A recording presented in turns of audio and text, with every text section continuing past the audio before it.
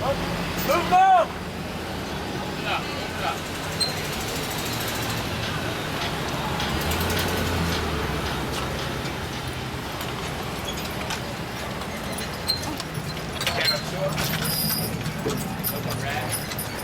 So, on the left we got the Mississippi River. What I like about New Orleans and the Mississippi is New Orleans is founded on a big bend in the river. We call that big bend a crescent.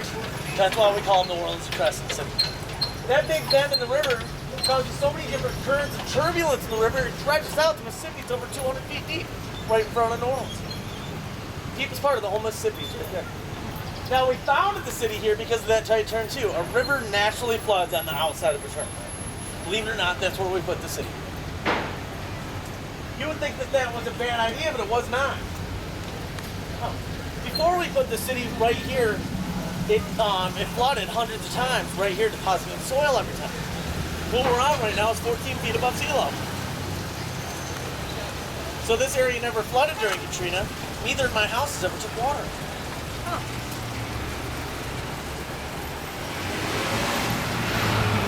Now back in the 1700s, the area that you could build on was only the French Quarter, and that's it. That's the naturally high ground. Everything outside the French Quarter was cypress swamp. Imagine those tall buildings right there being gone, and that being cypress swamp. New Orleans was an island in the middle of a cypress swamp, isolated from the rest of the world. Jam-packed with West African, Spanish, and French forces to be neighbors. When I say we're isolated, we actually traded hands with Spanish control for 2 years and nobody told us. It cost us colonial powers more than what we brought in. So nobody really cared that much about us. Iberville and Bienville, the founders of New Orleans, knew New Orleans was going to be a big deal someday. But it wasn't until the invention of the cotton gin and the steamboat that New Orleans started to take off. That was in 1812 under United States control. Long after Iberville and Bienville passed away. It took off so much that in the 1860s, New Orleans was the biggest city in the South. Now, way before 1860s, way before the Civil War, New Orleans was originally referred to as Dixie. That's because on the back of our $10 bill, the word DIX was added, the French word for 10. Locals called those Dixies. So people would get on a boat, head down to New Orleans, they were heading down to the land of the Dixie, or Dixieland. They tried to spend that $10 bill outside the city. It was worth nothing. We were just whistling Dixie. Both those sayings came from our $10 bill.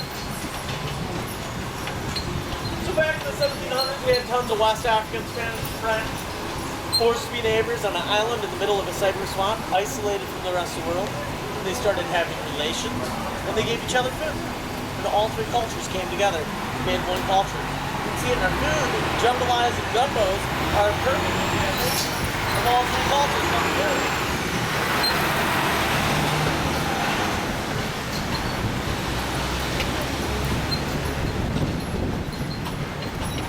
Like this, I miss my wood stove in Northern Michigan. Nothing like sitting in front of a wood stove and watching football.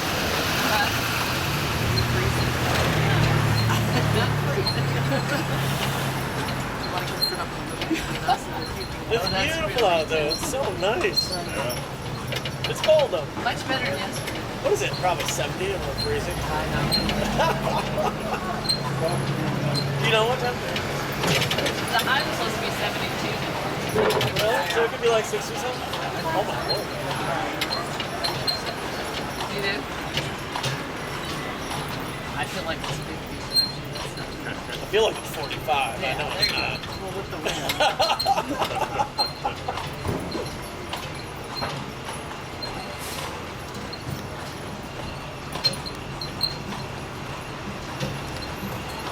Well, 66.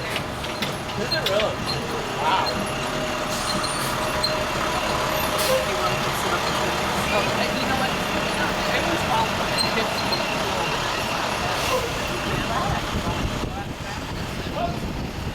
Thank you. On the right, we have Johnny's Po' Boy. That's the place that won me over on Po' Boys. A Po' Boy was originally called a peacemaker. A fried oyster sandwich on a baguette. We still sell their fried oyster sandwiches under the name Peacemaker. Story goes, husbands would stay out late, get wasted, come home to an angry wife and bring home a fried oyster sandwich to make peace with it. I seriously doubt it worked back then, and I would not try it today. By the way, New Orleans, in 1929, when it became known as homos. And that's because all the streetcar workers went on strike. New Orleans has the oldest continuing running streetcar in the United States. And DeLeon provided free food to all the strikers. It was a mixture of bayou crab, vegetables on a baguette. They were gross, but they were free. And that's when they became known as poor boys and po' boys. On the right, we got the Napoleon House right here. Whole building. And then kitty corner on the other side is the Louisiana Supreme Court building. Between these two buildings, runaway jury, JFK, and Pelican were all filmed right here. Now, after those movies have been filmed here, New Orleans became known as Hollywood South. There's a reason for that. You can't go a week without walking, biking, or driving without going through Hollywood South. 3 weeks ago, Brad Pitt was filming right down here. 12 Years a Slave. It's a story about a New York free man of color that got kidnapped down in New York and sold into slavery in the South. 2 weeks ago, Forrest Whitaker, which I got to see, and Oprah Winfrey were filming right behind us, The Butler. A lot more famous people in that movie. It's a movie about a butler of the White House that was a butler for 8 consecutive presidents. It'd be a great movie. Star-studded too, as you can imagine. Morgan Freeman and Woody Harrelson were filming right there in the corner about 3 months ago. A movie called Now You See Me. My wife was an extra in that movie. She does extra work on her days off for fun. And there was 400 people for a fake audience. $100 person, $40,000 for a fake audience just an extra for one day. Can you imagine they did it 6 days in a row? That's a lot of money. I'm from Michigan. That's a lot of money. Can't beat that. Guess what? She was also an extra in True Blood, the HBO series about vampires.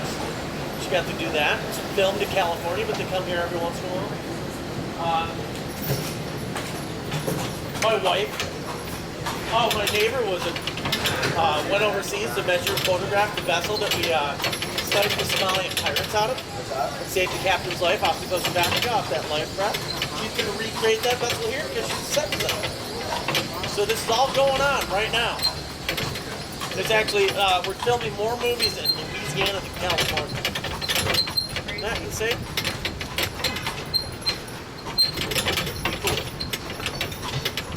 So, we're coming back to Jackson Square where you guys found me. Everything about Jackson Square is because of one woman, Michaela Almanaster Pontablo. Very powerful woman in New Orleans history, but there were many powerful women, and that's because of the style of law we practice. There's no case precedence. We don't care what some other judge had to say about another case. Each case is decided on its own merit, and this allows women to own property, and Africans to own property back in the day. There were so many powerful women and Africans in this city. When the United States took control, New Orleans did not allow the United States to remove it from that style of law. All of Louisiana still practices it today. Only place in the United States. So when Michaela was young, her father died, and she inherited the Almanaster fortune, which was bad. When she turned 15, she got married to her cousin, shipped off to France, and met one of the architects of this arrangement, her brand new father-in-law / uncle, Baron Montablo. Baron Montablo thought he just put everything in play to control the Almanaster fortune. Normally he'd be right. He just married his weakling son to a very wealthy woman. What he didn't know was he just married his weakling son to a woman from New Orleans that she was used to with money, power, property, money of their own. So she fought him year after year, and then finally he got so angry he shot her twice. Once in the chest, once in the hand. Best you can do with anything, pull the bullet out. And her hand blew 2 fingers off, and she lived. Now speaking as a man, I don't know if you know this, but if you shoot a woman, number 1 priority is that you're successful. He had to commit suicide. She moved back from New Orleans in 1832. Designed and built this building right here. Designed and built the exact same building on the other side. Exact same building. Those are Pontablo apartments, oldest luxury apartments in the United States. $2,000 a month. No big deal, but a 5 to 10 year waiting period. You gotta know somebody to get in there. You can see AP around the original cast iron railings stands for Almanastra Pond Apple. She named Jackson Square, made Jackson Square Park, commissioned the Andrew Jackson sculpture in the center of the park, and was crucial in rebuilding the St. Louis Cathedral. Everything you see here is because of her. Absolutely everything. 1850, 1851 is when she completed all this. Taking a sweater, buddy. It's super cool today.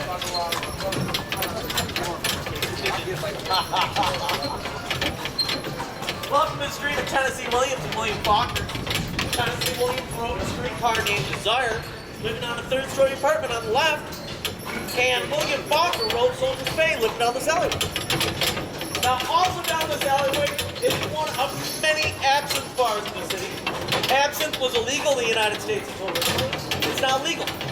Absinthe was both an opiate and is both an opiate and a hallucinogen. Now legal, the real thing, always served in New Orleans under the table. Called Chasing the Green Fairy. If you guys have ever in the movies where you see a green drink being poured over sugar cubes into a glass, that's called absinthe. He's acting innocent. He knows all this. I've done it. It's interesting.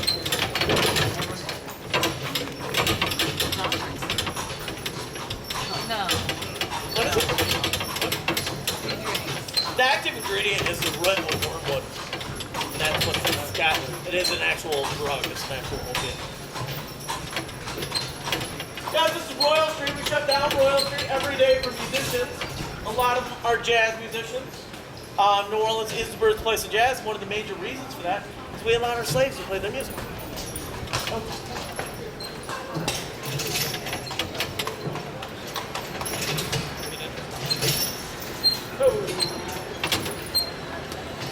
I don't know if these guys are going to play. If they do, they're amazing. You guys seen these guys play this? No, I want to.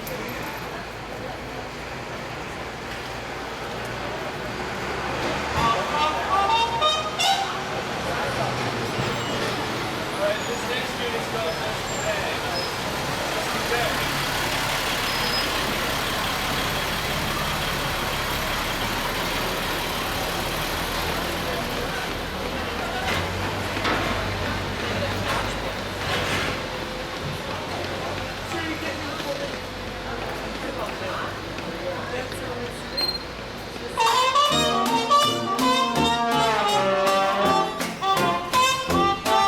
Thank you.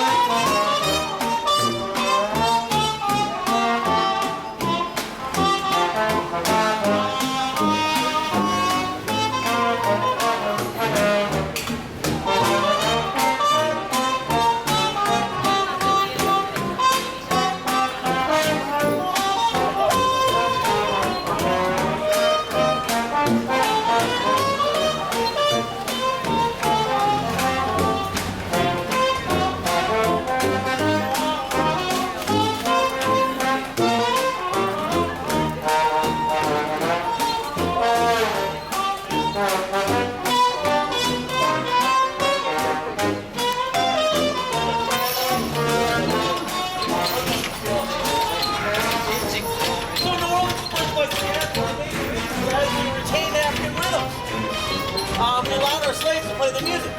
On top of that, there was a law called Code Noir that dictated how slaves could be treated, the fact that they couldn't work on Sundays. So they gathered every Sunday, right where those trees are, play the music in Congo Square. We're looking at it right now. Then in the 1820s, New Orleans had a problem with brothels. Spread out through the whole city caused a problem.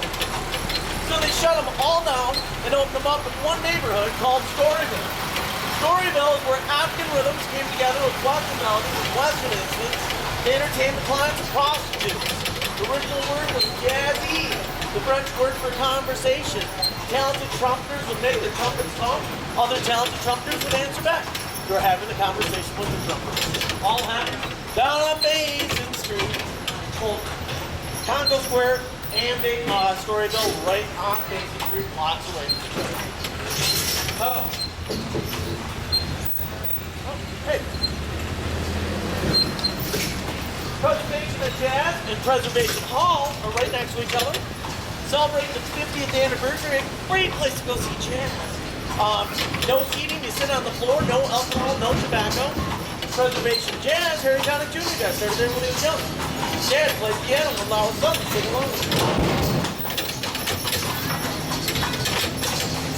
I forgot, I'm supposed to drop the rain and cover my face. Generally what I do. When my meal freaks out, I usually drop the rain and cover my face. Okay. What should we be doing while you're doing that? Hold on. I wonder how that works for you. Works out great for me.